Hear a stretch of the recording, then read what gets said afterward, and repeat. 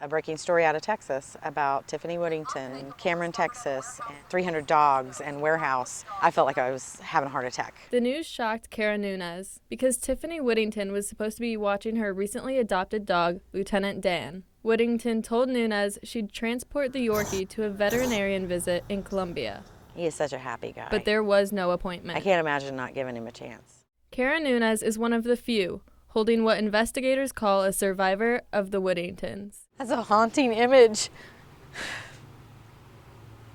In this court document, investigators say when they visited the Cole Camp property, Woodington told them she found a few dead dogs she had not yet disposed of. The deputy found the, quote, smell so strong I had to cover my nose. The investigator continued, inside almost every kennel, I observed the remains of deceased dogs and one cat, all in a stage of decay that suggests they had been dead for an extended period of time.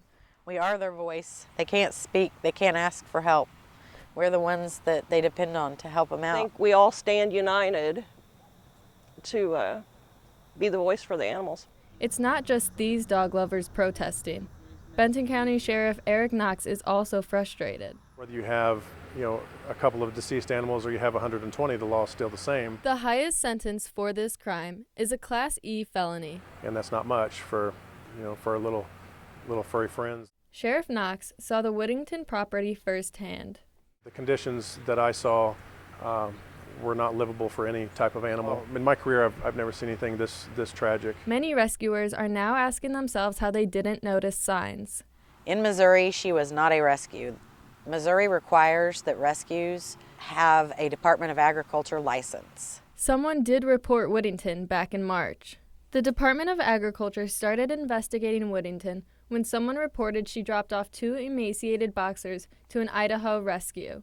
A Department of Agriculture investigator visited the site a week later. He informed Woodington that she was conducting unlicensed activity and she would need to apply for a license. Woodington told them she planned to move to Texas and would not be applying. She told investigators she would no longer do rescue work in Missouri.